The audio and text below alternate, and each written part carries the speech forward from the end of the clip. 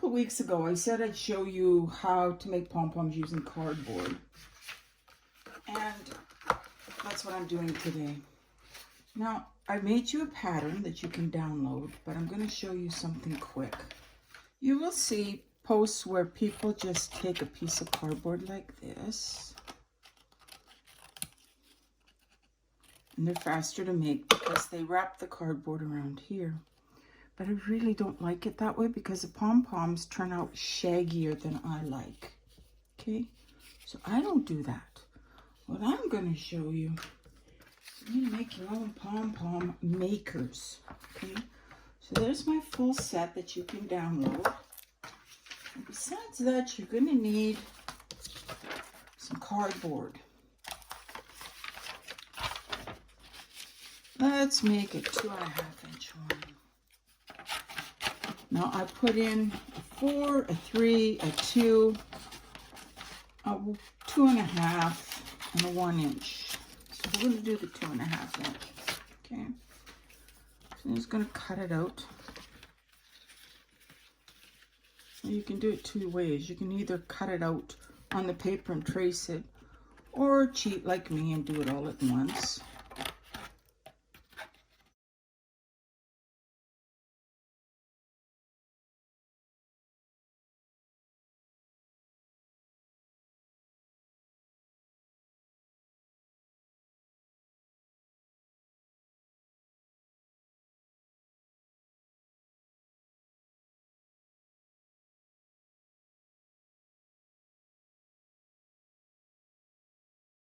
Now that I have my first pom-pom maker cut out of an old cereal box, I'll make a second one here.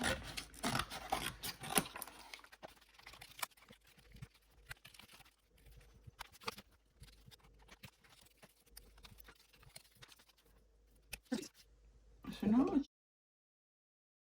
you're going to do is you're going to hold them together, and we'll start wrapping them with wool. And the reason I made this in here is because when you do that, you can, instead of having to put it on a needle and sew it through the middle, you have a little slot to put the wool in. Okay, so I'm going to start on this end here. Hold my end in shape.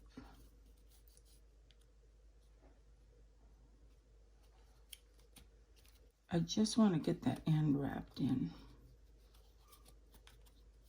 Now, some people count how many that they put on. You can do it that way if you want. I take mine and I go around a single time once, all the way around.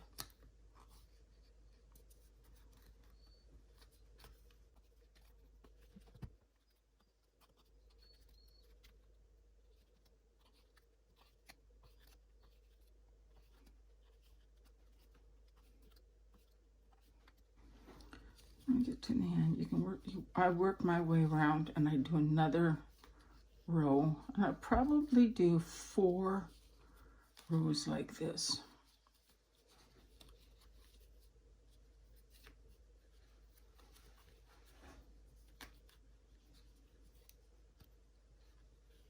I'll come back once I got it all wrapped up.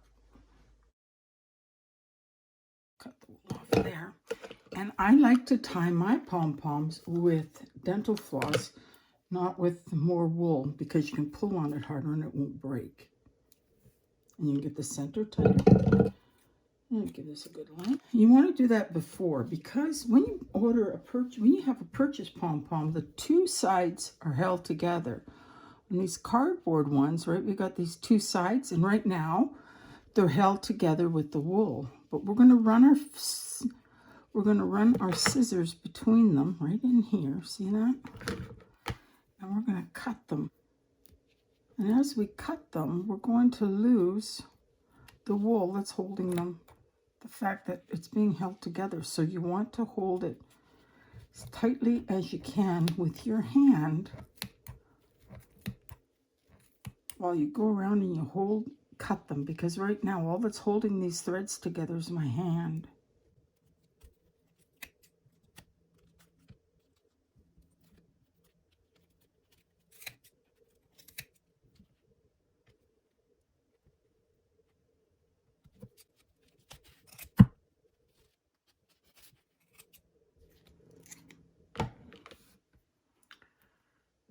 Now that I've got it all unwrapped, or all cut, I mean, I'm going to take and hold my twine in one side here.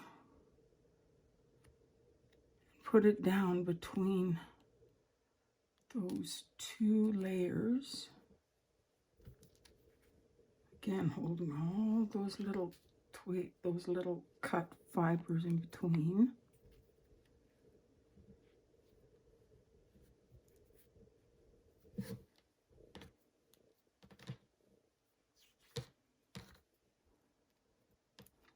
Now, the reason when these would be good is if you're holding a party, like you got a bunch of kids coming over, you're going to make doing crafting together like my grandkids, I might make this. Otherwise, I use my purchased ones coming over. So that's what makes these. Or if you're, you just don't feel like shopping, you can go ahead and make them with these instead. Okay.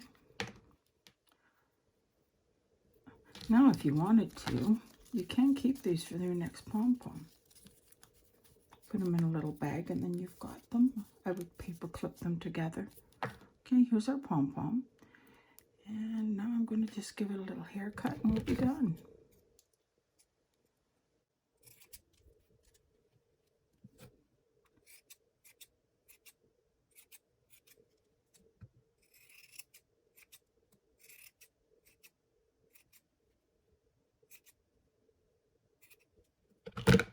Now, pom-poms are a really fun way to have some fun with the kids, and you can make different crafts out of them.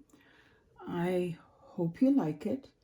Hope you found it helpful, and I will link up both the free template with all the different sizes and on the blog.